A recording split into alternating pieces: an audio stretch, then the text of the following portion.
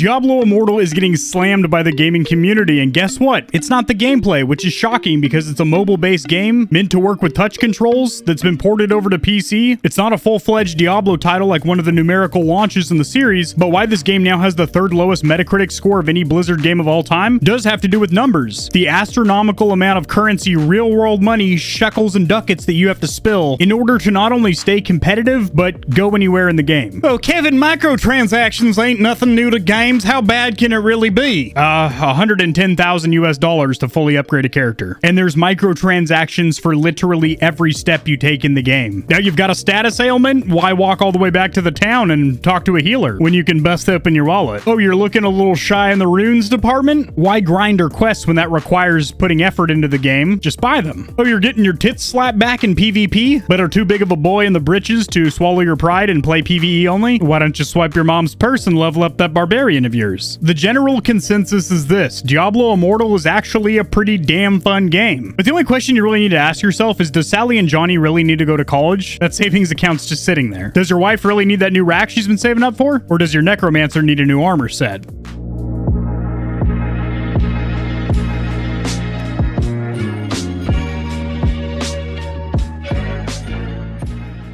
So Activision Blizzard is no stranger to being the metaphorical punching bag and cum dumpster of the entire gaming community. Bobby Kotick, as well as the high-level executives over there at AB, were engaged in a state lawsuit with California's Fair Employment Department, which actually escalated to federal litigation. The overall satisfaction of the Call of Duty franchise has been on a downward decline. World of Warcraft has been hemorrhaging concurrent players to things like Amazon's New World and any other MMORPG people can grab onto. And now, unfortunately, the Diablo series has been drugged through the mud as well, which really sucks because somebody like myself has been playing since Diablo 1 on the PlayStation 1 and PC. Really enjoys the franchise. However, Diablo Immortal is not really a full-fledged Diablo game. For one, it's mobile-based. It was only originally going to come out on iOS and Android. However, there's now an open PC beta, and people generally like the gameplay. The combat is intuitive, fluid, smooth. The graphics look good. Audio design, fire, soundtrack will slap your tits back, except for the fact that everything you need to progress is pay to win. Now you could take the honorable route and not pay for anything whatsoever. That's generally how I play free-to-play games like BRs and whatnot, because I'm a cheap fuck. But it makes it virtually impossible with Diablo Immortal because you are quickly going to hit a ceiling or cap where you no longer can progress or do anything unless you level up, and it takes an astronomical amount of real-world time to get where you need to be. So loot boxes as well as an in-game store, which allows you easily to spend $110,000 to fully upgrade a character, which is an astronomical amount of money. This is caused a huge backlash from the gaming community, rightfully so, and the game now enjoys one of the 3 lowest Metacritic scores that any AB game has ever seen. And in proper AB fashion, one of the game's directors has suggested that some of the negativity around the game is,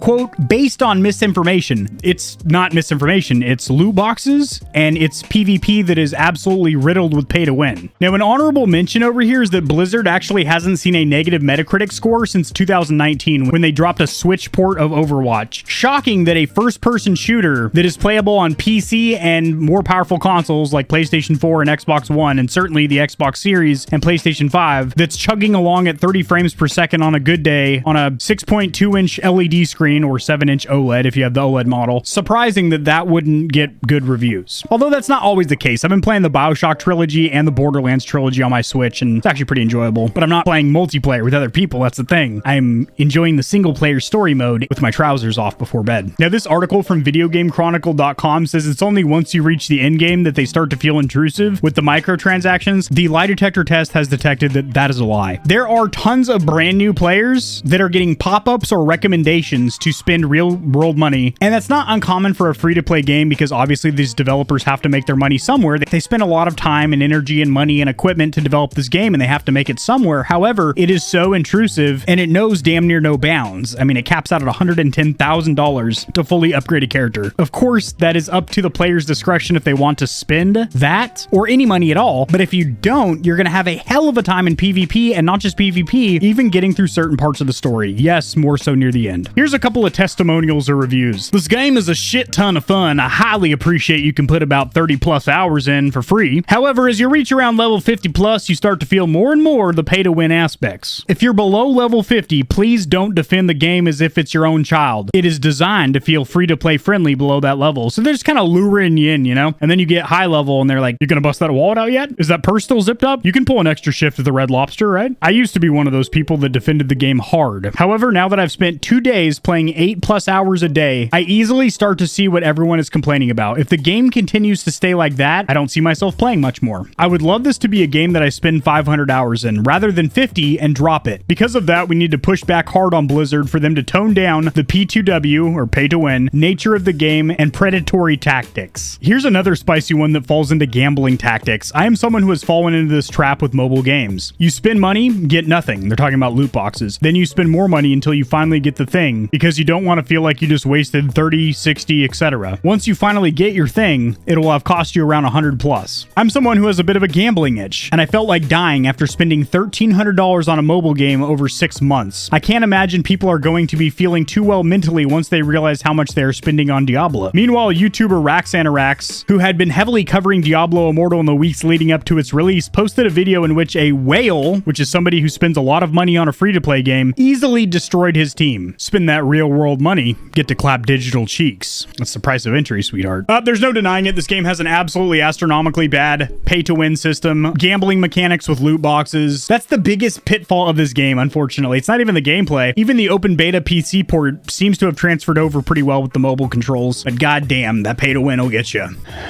Now, if you'll excuse me, the old lady did leave her purse unattended, so I'm going to go swipe it and get some V-Bucks and some COD points and, of course, some Diablo ducats. If you enjoyed the video, liking it helps it to get seen by more gamers. This information will reach and assist them as well, which in turn helps me grow this little channel, which I do greatly appreciate. Subscribe for more content like this. I cover news in the gaming community and industry, tutorials helping you get set up streaming and YouTubing, as well as honest gaming product reviews, keyboards, mice, headsets, controllers, mics, chairs, etc. There are some hefty exclusive discount codes found only in the description of my videos and only for the audience here at Gamer Heaven. Check out Into the AM for some of the sickest looking and most comfortable cloth to ever grace my gaming giblets. If you don't want to be scorching your corneas with harmful blue light, check out Gamer Advantage, the only blue light glasses on the market that look sexy and actually work. If you're looking for a custom controller that'll blow the competition's tits back, AIM definitively has the best bang for buck or price to performance when it comes to Xbox, PlayStation, and Switch controllers. Nope, they don't do Switch, but they do gaming mice. I said doo-doo. I have links to all my other platforms and socials in the description below. If you need a quick laugh or blast of gamer adrenaline, check my short form videos out at TikTok. To get in touch with myself and the Stallions and Stallionettes of Gamer Heaven, join the community Discord, and check me out at twitch.tv where I go live every other leap year on a blue moon if it falls into an odd calendar number, and my pH balance is on point. Just kidding, starting June I'm going to be live streaming a lot. Thanks for watching. This has been AK40 Kevin hosting Gamer Heaven, and I'll see you tomorrow because I upload daily, all the time, 60% of the time, sometimes,